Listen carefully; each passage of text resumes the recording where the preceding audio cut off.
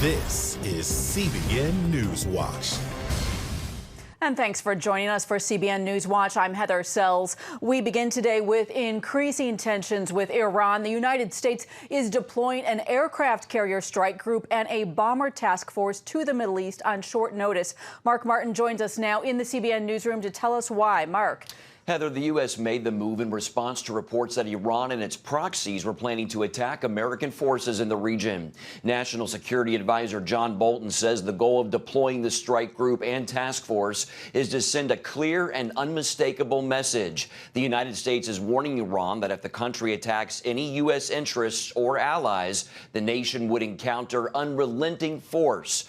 Bolton announced the move in a statement, saying it was in response to a number of troubling and escalatory indications and warnings, including a bloody conflict between Iranian-funded Palestinian terrorists in Gaza and Israel. Bolton said, quote, "The United States is not seeking war with the Iranian regime, but we are fully prepared to respond to any attack, whether by proxy, the Islamic Revolutionary Guard Corps, or regular Iranian forces." U.S. officials reported there were clear indications of a planned attack by Iran. On Sunday, the White House made a surprise announcement that the USS Abraham Lincoln and a bomber task force had been deployed. Just last month, President Donald Trump designated Iran's Islamic Revolutionary Guard Corps as a foreign terror group. The White House reimposed sanctions on Iran a few weeks after that. The Trump administration announced the U.S. will no longer give waivers to nations purchasing oil from Iran. Secretary of State Mike Pompeo did not release specific details on potential actions by Iran. But ABC News reports another U.S. leader says there doesn't appear to be any imminent threats from Iran. Heather, back to you. Mark, you have talked about an increased U.S. military presence in the region, but what about sanctions? Are there more on the way? Good question. Axios reports that the Trump administration will launch a new round of sanctions against Iran on Wednesday. Back to you. Thanks, Mark. And for more on this, we are joined in just a moment by Lieutenant Colonel Dakota Wood. He served for 2 decades in the U.S. Military Corps. He is currently serving as the Senior Research Fellow for Defense Programs at the Heritage Foundation and has more on what is happening with the geopolitical situation as well as this current deployment. And thank you so much for joining us, Lieutenant Colonel. Hey, it's my pleasure. Thank you. Yeah, talk about what kind of message does it send to Iran that we are deploying a carrier strike group and a bomber task force to the region? Well, it's a usual display of American military power. They really don't have an answer to that. They don't have a sophisticated anti-air system or naval platforms that can reach out and touch a carrier battle group when it's far out at sea. But the question really is what do we expect it to do? I mean, what are the circumstances where you would call upon that kind of military power, a bomber group or a carrier group? And so this presumption is that the U.S. gives a strong hand, and it causes Iran to reconsider if it were in the process of planning attacks on U.S. interests or our friends. And I think the larger message here is how the extent to which that they're providing support to terror groups like Hezbollah or Hamas or others there in Syria. Talk a little bit about the geopolitical interest here, too. We hear about the Strait of Hormuz, and it's such an important oil route. How does that play into all of this? Well, out of the Persian Gulf, oil coming from Iran, which is currently sanctioned by the U.S. or Iraq or any other Gulf countries that produce oil, so many of these tankers flow out of the Persian Gulf through the Straits of Hormuz into larger bodies of water, Indian Ocean, et cetera, for the global market. And so if you remember many years ago, there was what was called the tanker war. And in this conflict between Iran and Iraq, each were targeting tankers servicing the oil ports in each other's country. So in this very congested water area, Iran could use anti-ship cruise missiles or small boats to take under attack oil tankers and really put a crimp on the global oil market. And regardless of how much the United States or Russia or other countries are producing, oil is a global commodity. And so that kind of thing would impact oil prices, which are energy prices, which affects manufacturing in nearly all countries. So this is kind of the card that Iran can play. And it's certainly the kind of situation the United States says we're not going to tolerate if you seek to disrupt our economy or the economy of our friends and allies. All right, well, a lot to keep track of. Thank you for your insights, Lieutenant Colonel Dakota Wood with the Heritage Foundation. Absolutely. Thank you. It was a turbulent weekend in Israel, but after 2 days of violence, Hamas has agreed to a ceasefire. Still, Israeli Prime Minister Benjamin Netanyahu issued a statement indicating that the battle was not over. CBN Middle East correspondent Julie Stahl has our report. Voilà donc le quotidien de ces habitants. Sirens blared, sending Israelis to bomb shelters as Hamas and Palestinian Islamic Jihad launched more than 700 rockets at southern Israel in less than 48 hours. Those rockets are dangerous. Those rockets can be deadly. Those rockets are being fired by the Hamas towards the civilian population here in Israel. One rocket landed right here, spraying shrapnel through the window of the house behind me, killing one man who didn't make it to his shelter on time. It's the first time in 5 years that an Israeli civilian was killed in a rocket attack.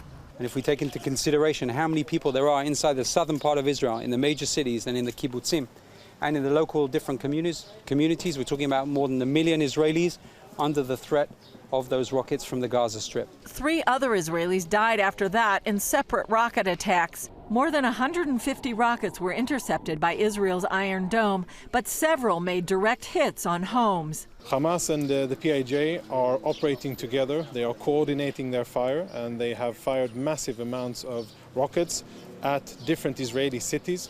Israel struck back, hitting some 350 terror targets. That included a terrorist responsible for transferring Iranian funds to groups inside Gaza. Hamas and the Palestinian Islamic Jihad are able to smuggle into the Gaza Strip as well as produce substantial amounts of rockets of different calibers capable of striking Israeli civilians. We see Iranian fingerprints mostly in the Gaza Strip, focused on the Palestinian Islamic Jihad, but not limited to. That materializes in money, weapons, logistic support, military training, and of course political guidance. U.S. Congresswoman Rashida Tlaib blamed Israel for what she called unjustly oppressing and targeting Palestinian children and families, while President Trump tweeted out U.S. backing for Israel, saying, "We support Israel 100% in its defense of its citizens." For now, it's quiet. Many think Israel's Memorial Day, Independence Day, and an upcoming international song contest in Tel Aviv put the brakes on Israel's response. But most believe it's just a matter of time before the situation explodes again, and Israel will have to decide if it will take more forceful action. Julie Stahl, CBN News, Ashkelon in southern Israel. Here at home, the House Judiciary Committee has taken its first formal step towards holding Attorney General William Barr in contempt of Congress. House Judiciary Committee Chairman Jerrold Nadler made the announcement today. This after Barr failed to comply with a deadline to provide Special Counsel Robert Mueller's full report on his Russia probe. The vote will be on a resolution that says Barr has, quote, hindered the committee's constitutional oversight and legislative functions. If the Democrat-led committee approves, the measure would go to the full House for consideration later this month. We will have more on these stories and others on Faith Nation this evening. You can watch it right here on the CBN News Channel. Well, caravans of migrants making their way through Central America to the U.S. continue to overwhelm countries from Panama to Mexico. CBN contributing correspondent Chuck Holton has spent time traveling with the caravans and joined our Wendy Griffith recently to talk about it. Chuck, the media is painting a picture of these migrants making their way as mostly being from Central America, but you say that's not the case. Well, most of them are from Central America, but there are quite a few and an increasing number that are coming from all over the world. What we found is that there are people from at least 40 different countries that are making their way to South America and then coming up through Panama and joining these caravans in Guatemala, Mexico, and heading up north to the United States. Well, you recently returned from the Darien Gap. Mm-hmm. What is the Darien and what are the conditions like there? So the Darien Gap is the border between Colombia and Panama, and there's no roads through there. It's a trackless wilderness. There's a swamp the size of Delaware in there, along with some of the most extreme topography that you'll ever see anywhere in the world. It's one of the most extreme environments on the planet. And these people are walking. The coyotes, the smugglers, will tell them it's a day and a half through the jungle, no problem. But the truth of it is that it's 6 days through the jungle. And these people are coming with just the clothes on their back, no food, no water, and they're literally dying every day in there. I had one woman from Cameroon that told me I was literally walking over dead bodies as I walked along the path. Incredible. And men, women, children, babies. We met one woman who came through there 9 months pregnant and crawled out of the jungle and gave birth to the baby just as she got out of the jungle. Named her baby Darien, by the way. Which is, I think, I probably would have too. Incredible story. Well, does the U.S. government know this is even happening? They do know it's happening, and they've got agents there at that, because it's kind of a choke point, right? If they're going to come by land, they have to come through Panama. And so they have agents there that are doing biometrics on every person that comes through. And as a matter of fact, they told me when we were there last week that the week before they captured 2 guys who were on a watch list. So they are capturing wanted felons and terrorists coming through the jungle there. We're talking people from Pakistan and India and Bangladesh and Somalia and Cameroon and Chad and Ghana and I mean just all over the world. Yeah. And most of these people have no paperwork. They don't have a passport. They don't have anything. And so it's really difficult to try to find out who they are and what they intend to do in the United States. So whatever they're trying to escape must be so horrific that they are willing to face this kind of incredible journey and possible death. In some cases, yes. I think that probably the people coming through the Darien have the best case of any migrants for asylum in the United States. They're coming from places like Cameroon, where the Anglophones, the people who speak English in Cameroon, are being brutally decimated by the French-speaking Cameroonians. And it's also a Christian-Muslim thing as well. Right. Same thing in Somalia, Sudan, places like that. Nigeria, where Christians are being murdered, and so they're saying, we've got to get out of here. But also you have to understand that a lot of these people come from third world countries, and so this kind of hardship is sort of something that they're not afraid of. So to them, if I have to walk 4,000 kilometers to get to the United States, why not? Wow, you go to some interesting places, and that's putting it mildly. Chuck Holton, thanks for that report. We appreciate it. Thank you.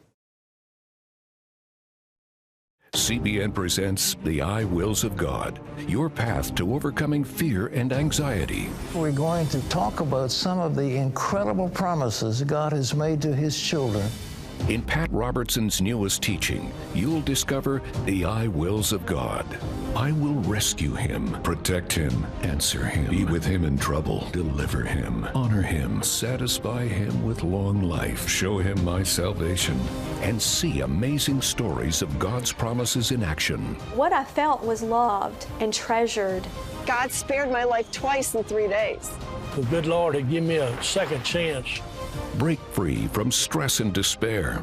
The Lord doesn't want you to live in fear, but to know the rewards given to those who love God. Call 1-800-700-7000 or visit CBN.com. The I Wills of God, your path to overcoming fear and anxiety. Remember for a moment what it was like to be a child. You believed every story you were told. You saw a world full of endless possibilities. What stories will the world's orphaned and at-risk children believe? We believe the Bible tells the only story truly worth believing. We believe that every child should have the opportunity to dream, the chance to take challenges and turn them into possibilities, the chance to stand on the promises of God, to recognize their place in the greatest story ever told. They have their whole lives ahead of them. Theirs is a world of endless possibilities. They are looking for a story to believe. We will tell them that story. Will you join us?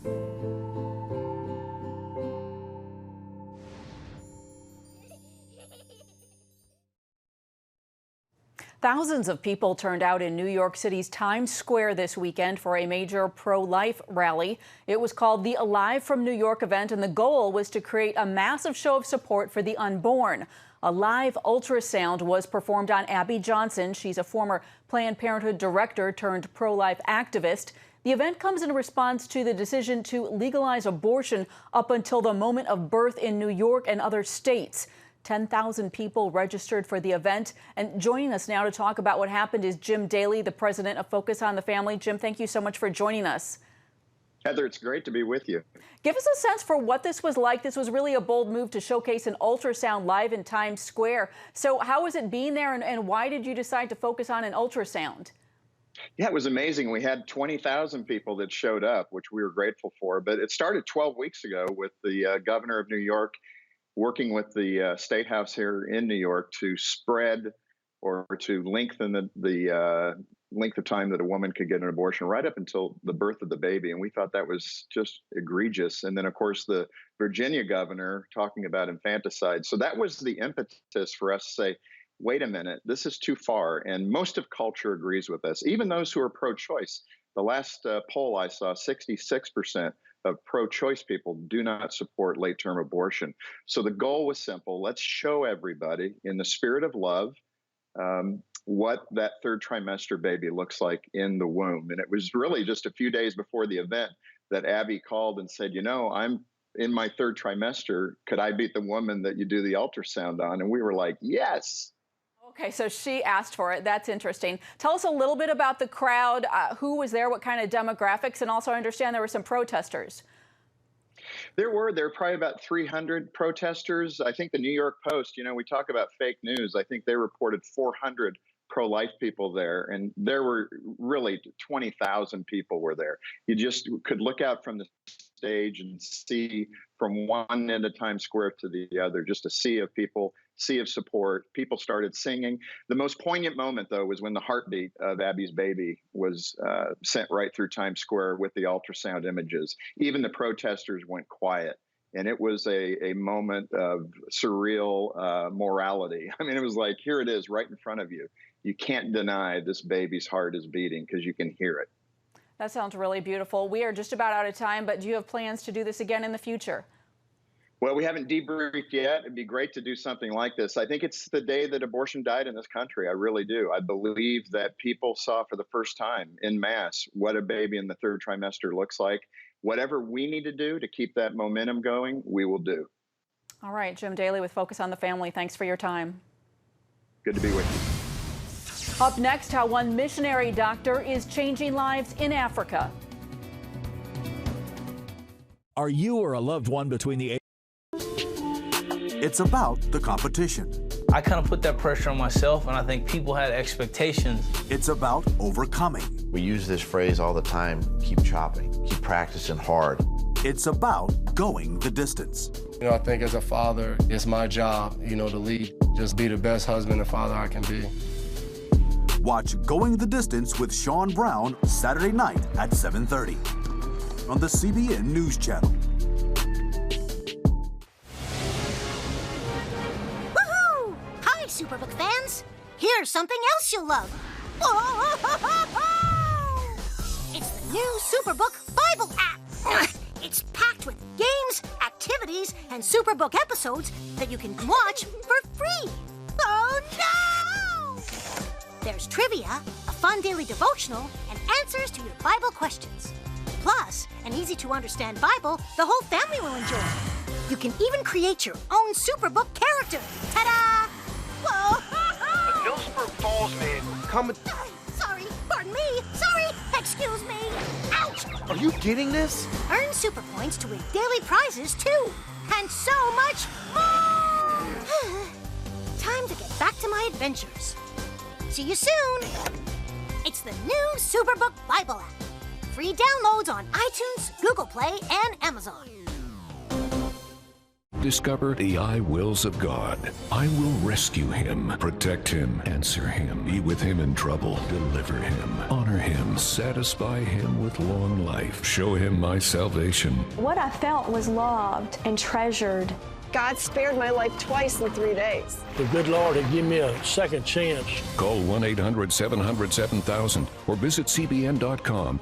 The I wills of God, the latest teaching from Pat Robertson. 5 years ago, Rick Sacra made headlines after contracting the deadly Ebola virus while serving in Liberia. Today, this missionary doctor continues to serve in the West African nation, showing compassionate care and love in the name of Christ. George Thomas has a look at his heroic work. Rick Sacra loves this country so much that he speaks English with a Liberian accent. It's not always easy to understand him, even for this reporter who grew up in Africa. Do me a favor, if you cannot speak in Liberian English. Okay, so if you can talk in just regular English that you learned in high school, that would be My man, I finished forgetting now. I can see that. Sacra and his wife Debbie first traveled to the West African nation some 30 years ago. What drew the couple here from Massachusetts? Well, I think it's the calling and conviction of the Lord in my life. He just has put a love for Liberia in my heart. And thankfully, he's given that same love and commitment to my wife. Sacra is a missionary doctor at ELWA Hospital outside Liberia's capital, Monrovia. ELWA stands for Eternal Love Winning Africa. Founded by American missionaries in 1965, If you put your finger right here. the hospital's mission is sharing the love of Jesus by caring for the sick. He's fooling me a little bit. ELWA is all about providing care, compassionate care in the name of Christ. ELWA has been the Sacra's home away from home now for 24 years.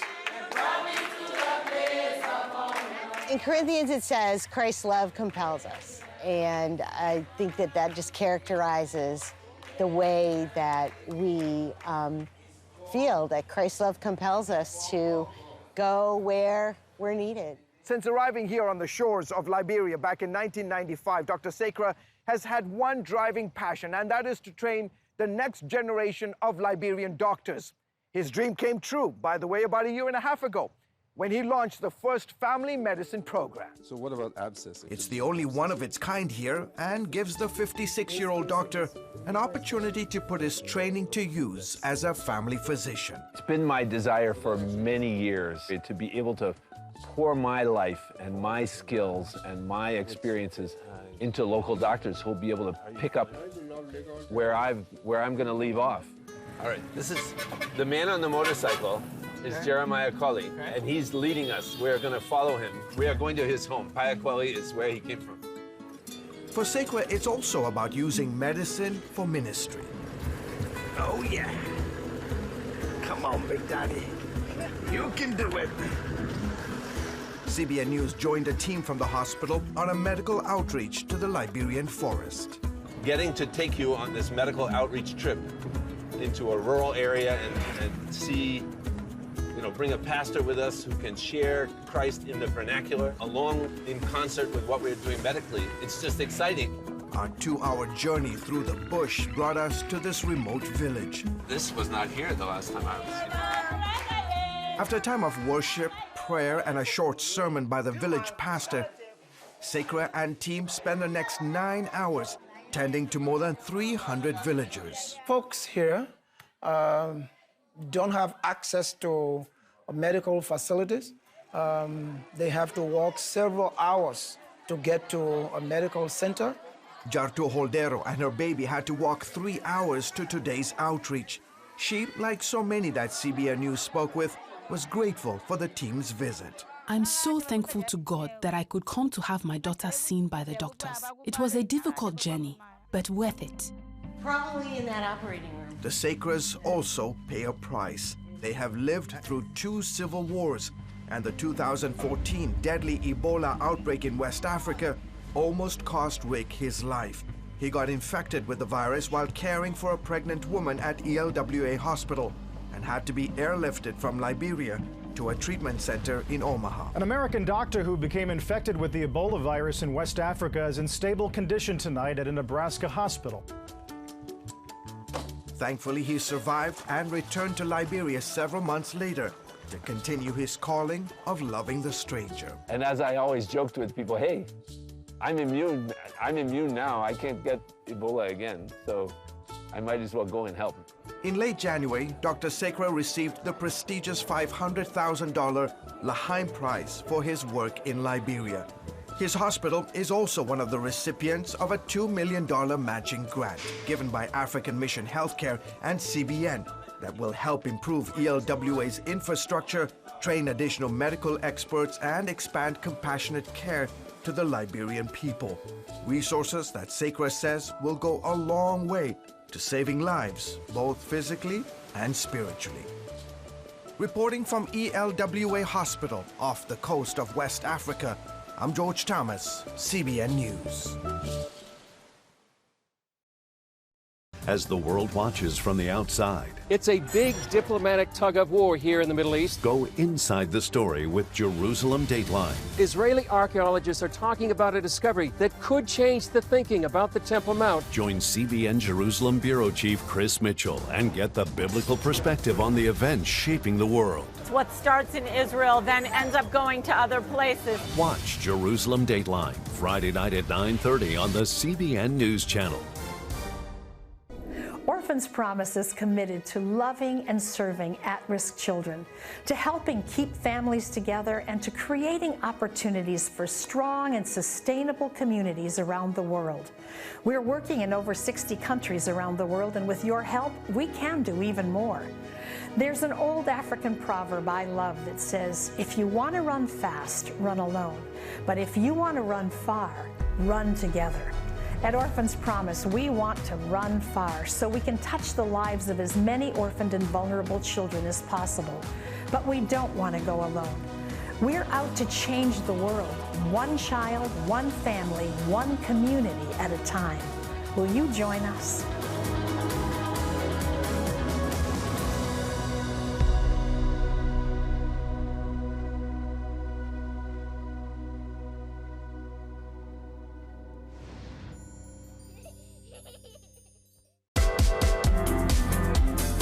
Meet the pastors who are preaching the gospel in a fresh, fearless way.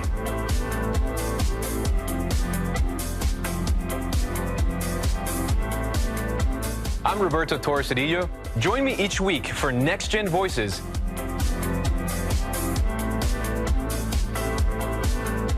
and watch God transform a generation.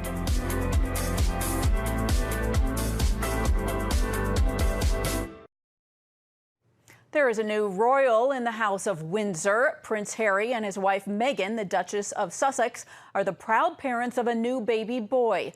He is not yet named, but he is 7th in line for the British throne and is Queen Elizabeth's 8th great-grandchild. The couple announced the gender of the baby on their Instagram page with an image reading, "It's a boy." The royal baby boy weighed 7 pounds 3 ounces. He and his mother are reportedly doing very well, and it is the first child for Harry and Meghan, who were married a year ago.